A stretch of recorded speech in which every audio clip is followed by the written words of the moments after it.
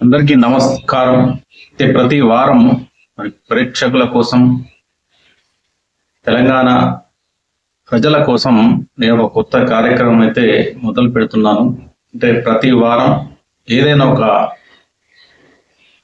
ముఖ్యమైన అంశం గురించి ఈ ఎపిసోడ్లో నేను చర్చిస్తాను. ప్రస్తుతం తెలంగాణ రాష్ట్రంలో నీటి మంటలు అధికార పక్షం, అదేవిధంగా ప్రధాన ప్రతిపక్షమైన బీఆర్ఎస్ పార్టీ నేతల మధ్య జరుగుతున్న ఈ నీటికి సంబంధించి, ప్రాజెక్టులకు సంబంధించి అంశాలపైన ప్రస్తుతం చర్చ జరుగుతూ ఉంది. ముఖ్యంగా అసెంబ్లీ సమావేశాలు జరుగుతూ ఉన్నాయి. మరి అసెంబ్లీ సమావేశాలలో అధికార పార్టీ ఏ విధంగా వ్యవహరించింది, అదేవిధంగా ప్రధాన ప్రతిపక్ష పార్టీ అయిన బీఆర్ఎస్ ఎలా వ్యవహరించింది, బీజేపీ ఎలా వ్యవహరించింది, ప్రస్తుతం మరి కృష్ణా నది జలాల అంశం ఏ విధంగా మరి రాజకీయ అంశంగా మారింది, అదేవిధంగా పాలమూరు రంగారెడ్డి ఎత్తిపోతల అంశం, అదేవిధంగా కాళేశ్వరం అంశం, మరి ఏవైతే ఈ నీటి ప్రాజెక్టులకు సంబంధించిన అంశాలు ప్రస్తుతం తెలంగాణ రాజకీయాల్లో కీలక చర్చకు అయితే దారితీశాయి. ముఖ్యంగా అసెంబ్లీ అంటే ఏంటి అంటే నా అభిప్రాయం ప్రకారం ప్రజా సమస్యలు, సంక్షేమ కార్యక్రమాలు, అభివృద్ధి కార్యక్రమాలు, మరి ఎవరైతే ప్రజలు ఎన్నుకున్నారో ఆ ఎమ్మెల్యేలు వివిధ నియోజకవర్గాల వారీగా అసెంబ్లీలో ఆయా ప్రాంతాల సమస్యలను చర్చించడానికి ఏర్పాటు చేసిన కార్యక్రమం మరి అసెంబ్లీ సమావేశాలని మనం అనుకోవచ్చు. కానీ మరి ప్రస్తుత కాలంలో అసెంబ్లీ సమావేశాలు జరుగుతున్న తీరు చూస్తే మరి అందరూ ముక్కున వేలేసుకునే పరిస్థితి వచ్చాయి. వ్యక్తిగత దూషణలు, మరి అసలు సమస్యల పక్కన పెట్టి, అభివృద్ధి సమస్యల పక్కన పెట్టి, ఏవైతే మాట్లాడాలని డిసైడ్ చేసుకున్నారో ఆ అంశాలను పక్కన పెట్టి ఒకరినొకరు దూషణలు, అన్పార్లమెంటరీ లాంగ్వేజ్ వాడుతూ అసెంబ్లీ సమావేశాలు కొనసాగుతూ ఉన్నాయి. ముఖ్యంగా 2 టర్ములు 10 సంవత్సరాలు తెలంగాణ రాష్ట్రంలో అధికారాన్ని పొంది 2 సార్లు 10 సంవత్సరాలు పరిపాలించిన బీఆర్ఎస్, ముఖ్యంగా కేసీఆర్ ఒక రాజకీయ ఉద్దండుడు, ఒక రాజకీయ మేధావి, మంచి పొలిటికల్ నాలెడ్జ్, దేశంలోనే పేరెన్నిక గల రాజకీయ నాయకుడిగా పేరు. మరి ఆయన పైన వస్తున్న ఆరోపణలు, మరి మొన్నటి వరకు కాళేశ్వరం, అదేవిధంగా కాళేశ్వరానికి సంబంధించి విద్యుత్ కొనుగోలు అనే అంశం పైన ఆల్రెడీ విచారణకు వెళ్ళొచ్చాడు ఆయన. ఇక ప్రస్తుతం కూడా చర్చ జరుగుతూ ఉంది. అదే కేసీఆర్ పైన కూడా మరి ఆరోపణలు వస్తూ ఉన్నాయి. ఈరోజు కొత్తగా నిన్నటి నుంచి మనం చూస్తూ ఉంటే మరి ముఖ్యమంత్రి రేవంత్ రెడ్డి కూడా కొత్తగా ఒక అంశాన్ని బయటకు తీసుకురావడం జరిగింది. అదే పాలమూరు రంగారెడ్డి ఎత్తిపోతల పథకం. మరి పాలమూరు రంగారెడ్డి ఎత్తిపోతల పథకాన్ని కావాలని మరి కేసీఆర్ ప్రభుత్వం జాప్యం చేసిందని, అదే సందర్భంలో మరి ఏదైతే కాళేశ్వరం ప్రాజెక్టును తెరపైకి తీసుకొచ్చి ఏదైతే తుమ్మిడిగట్టి దగ్గర అనుకున్న ఏదైతే ప్రాజెక్టును దాన్ని డిజైన్ మార్చి మేడిగడ్డ దగ్గర దాన్ని ఏర్పాటు చేసి కాళేశ్వరం నిర్మాణానికి 90,000 ఖర్చు పెట్టారని, ఆగమేఘాల మీద దాని మీద ప్రేమను చూపించారని, కాళేశ్వరం ప్రాజెక్టు నిర్మాణం మీద చాలా స్పీడ్గా ప్రాజెక్టు పనులను చేశారని, అదేవిధంగా పాలమూరు రంగారెడ్డి ఏదైతే ప్రాజెక్టు ఉందో ఆ ప్రాజెక్టు 27,000 కోట్ల వరకు ఇప్పటి వరకు ఖర్చు పెట్టి 90% పూర్తి చేశారని ప్రజలకు అసత్యాలు చెప్తున్నారని చెప్పేసి కూడా వాళ్ళు మరి అలిగేషన్స్, ఆరోపణలు ముఖ్యంగా కేసీఆర్ పైన, బీఆర్ఎస్ ప్రభుత్వం పైన వాళ్ళు చెబుతా ఉన్నారు, విమర్శిస్తూ ఉన్నారు. అదేవిధంగా మొన్న జరిగింది అసెంబ్లీ జరిగినప్పుడు మూసీ రివర్ ఫ్రంట్, మూసీ ప్రక్షాళన ఏదైతే దానిపైన కూడా హరీష్ రావు అనేక ప్రశ్నలు వేయడం జరిగింది. ఇప్పటి వరకు ఎన్ని ఇల్లు అక్కడ ఆ పరివాహక ప్రాంతంలో కూల్చేశారు, ఎంతమందికి డబుల్ బెడ్రూమ్ ఇచ్చారు, వాళ్ళకి 200 గజాల ఇల్లు ఇవ్వాలని చెప్పేసి ఎంత వ్యయం పెట్టారో, లక్షన్నర ఇట్లా అనేక ప్రశ్నలు వేశారు. దానికి మరి ముఖ్యమంత్రి రేవంత్ రెడ్డి కూడా మరి ఆయన తరహాలోనే చాలా అద్భుతంగా ఏదైతే Musi river front Musi beautification గురించి చక్కగా చెప్పుకొచ్చాడు.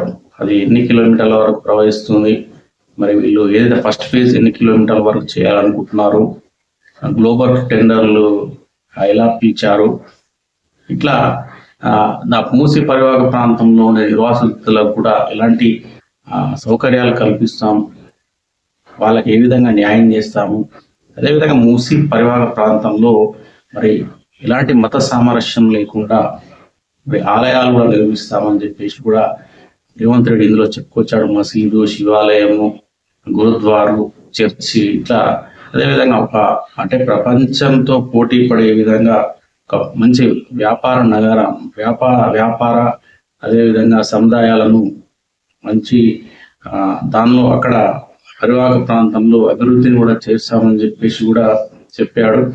అంటే ఆ ప్రపంచంలోని గొప్ప గొప్ప నగరాల్లోనే నదుల పక్కన నగరాలన్నిటి ఏర్పడి వ్యాపార కేంద్రాలు అభివృద్ధి చెందాయని, అదే రీతిలో కూడా హైదరాబాద్ నగరాన్ని అంటే మూసీ పరివాహక ప్రాంతాన్ని అభివృద్ధి చెందుతామని కూడా చాలా చక్కగా చెప్పాడు. అయితే నా ఉద్దేశం ఏంటంటే అసెంబ్లీ అనేది చాలా కీలకమైనది రాజకీయ పార్టీలకు. అధికార పార్టీకి కీలకమైంది, ప్రధాన ప్రతిపక్ష పార్టీకి కూడా చాలా కీలకమైంది. ఇక్కడ నా ఉద్దేశమే కాదు, యావత్ ప్రజానిక ఉద్దేశం కూడా అదే. నేను వింటున్నా, కేసీఆర్ అనే ఒక రాజకీయ ఉత్తనుడు, తెలంగాణను సాధించిన గొప్ప నేత, తెలంగాణ జాతిపితగా చెప్పబడుతున్న కేసీఆర్ మరి ఓన్లీ ప్రెస్ మీట్ల వరకే పరిమితం అవుతున్నారు, సభల వరకే పరిమితం అవుతున్నారు, అసెంబ్లీకి ఎందుకు రావడం లేదు, మరి అధికార పార్టీ రేవంత్ రెడ్డి చేస్తున్న ఆరోపణలను ఎందుకు తిప్పికొట్టడం లేదు. కవిత కూడా మాట్లాడుతున్నారు, కేసీఆర్ అసెంబ్లీకి రావాలి, పాలమూరు రంగారెడ్డి పైన మాట్లాడాలి, కృష్ణా జలాల పైన మాట్లాడాలి. హరీష్ రావు లాంటి వాళ్ళు ఈరోజు మాట్లాడుతూ ఉన్నారు, ఆయనకు పగ్గాలపై చెప్పారు, రేవంత్ రెడ్డి వర్సెస్ హరీష్ రావు గారు నడుస్తా ఉంది అసెంబ్లీ అని చెప్పేసి ఆమె మాట్లాడుతూ ఉంది. అంటే నా ఉద్దేశం ఏంటంటే, అంటే కేసీఆర్కి ఒక మంచి అవకాశం అసెంబ్లీ అనేది. ఆయన అసెంబ్లీకి వచ్చి మరి కాళేశ్వరం నిర్మాణం గురించి ఆయన చెప్పాల్సి ఉండేది. దానిలో సత్యాలు ఏంటి, అసత్యాలు ఏంటి, మరి ప్రస్తుతం చేస్తున్న రేవంత్ రెడ్డి కావచ్చు, కాంగ్రెస్ నాయకులు కావచ్చు, బీజేపీ నాయకులు కావచ్చు, వాళ్ళు చేస్తున్న విమర్శల పైన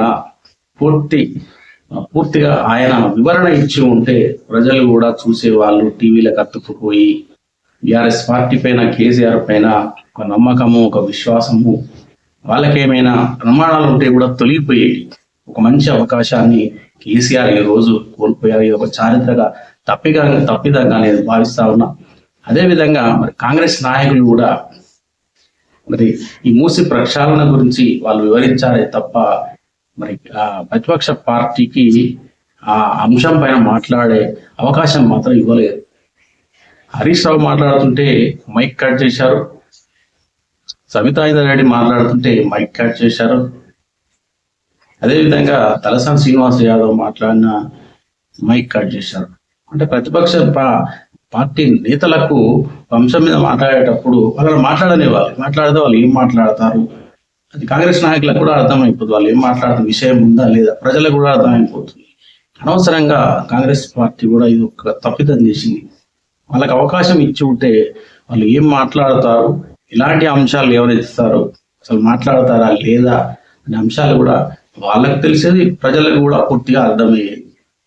కాబట్టి ఇప్పుడు కేసీఆర్ మేడకు కాళేశ్వరంతో పాటు మళ్ళీ పాలమూరు రంగారెడ్డిలో కూడా మరి అక్రమాలు జరిగాయని, అన్ని అసత్యాలు చెప్తున్నా ఉన్నారని, జూరాల దగ్గర నిర్మించాల్సిన ప్రాజెక్టును తీసుకెళ్లి మరి శ్రీశైలంలో నిర్మించే ప్రయత్నం చేశారని, అందువల్ల మరి ఎక్కువ ఇప్పుడు ఖర్చు పెట్టాల్సిన పరిస్థితి ఏర్పడ్డదని చెప్పేసి 22,000 కోట్లతో పూర్తయ్యేది. మరి అది యాక్చువల్గా అయితే 32,000 కోట్లు. ఇప్పుడు వీళ్ళు దీన్ని శ్రీశైలం దగ్గర నిర్మించడం వల్ల ఇది 80,000 కోట్లకు దీని నిర్మాణ వ్యయంగా మారిందని చెప్తా ఉన్నారు. కాబట్టి దానిలో కూడా అక్రమాలు జరిగాయని, అదే విధంగా మన కృష్ణా జలాల వాటా విషయంలో కూడా మరి హరీష్ రావు కావచ్చు, కేసీఆర్ కానీ గుడ్డిగా సంతకాలు చేశారని, కేవలం 34% నీటి వాటా ఇస్తే సరిపోతుందని చెప్పేసి కూడా ఆరోపణలు చేస్తా ఉన్నారు. ఇట్లా అనేక ఆరోపణలు మరి బీఆర్ఎస్ గత పాలకుల పైన, కేసీఆర్ పైన, హరీష్ రావు పైన ఇప్పుడు వాళ్ళు చేశారు. కాబట్టి నిజంగా కేసీఆర్ అసెంబ్లీకి వస్తే బాగుండేది, మాట్లాడితే బాగుండేది, పాలపూర్ రంగారెడ్డి పైన మాట్లాడితే బాగుండేది. అదేవిధంగా మరి కాంగ్రెస్ ప్రభుత్వం చాలా ప్రతిష్టాత్మకంగా చేపట్టనున్న మూసీ రివర్ ఫ్రంట్, మూసీ ప్రక్షాళన, మూసీ బ్యూటిఫికేషన్ పైన కూడా మాట్లాడితే బాగుండేది. కృష్ణా నది జలాల పైన, గోదావరి నది జలాల పైన, కాళేశ్వరం పైన మాట్లాడి ఉంటే బాగుండేది. ప్రజలకు కూడా అన్ని విషయాలు అర్థమయ్యాయి. కాబట్టి ఇది ఒక బీఆర్ఎస్ చేసిన పెద్ద తప్పిదంగా నేను భావిస్తున్నా. కాంగ్రెస్ పార్టీ కూడా వాళ్ళకి అవకాశం ఇచ్చేది ఉండే. అదేవిధంగా మరి ఏదైతే మరి మూసీ ప్రక్షాళన ఏదైతే ఉందో దాని అంచనాను కూడా మరి ప్రభుత్వం చెప్పాలి, ప్రజలకు చెప్పాలి, ప్రతిపక్ష పార్టీ చెప్పాలి. న్యాయబద్ధంగా, సక్రమంగా మరి మంచిదే. మూసీ బ్యూటిఫై చాలా మంచిదే. రేవంత్ రెడ్డి గారు చెప్పినట్టు నల్గొండ ప్రజలు చాలా నష్టపోతున్నారు. ఫ్లోరైడ్ సమస్య, ఆ పరివాహక ప్రాంతంలో ఉండే ప్రజలు, ఆ కువేలు కూడా ఆ నీటిని తాగడం వల్ల చనిపోయాయి. ప్రజలు కూడా అనారోగ్య సమస్యలకు గురవుతున్నారని చెప్పేసి ఆయన కూడా ఆవేదన వ్యక్తం చేశారు. మరి మూసీలోకి గోదావరి నీటిని తరలించడం, అదేవిధంగా గడ్డిపేటను కూడా తాగునీటి ప్రాజెక్టుగా మార్చాలనే ప్రభుత్వ ఉద్దేశం కూడా మంచిదే. ఇదండి మరి ఈ వీకెండ్ కామెంట్. ఈ నచ్చిన వారు ఎవరైతే ఉన్నారో నా ఛానల్ని సబ్స్క్రైబ్ చేయగలరని విజ్ఞప్తి.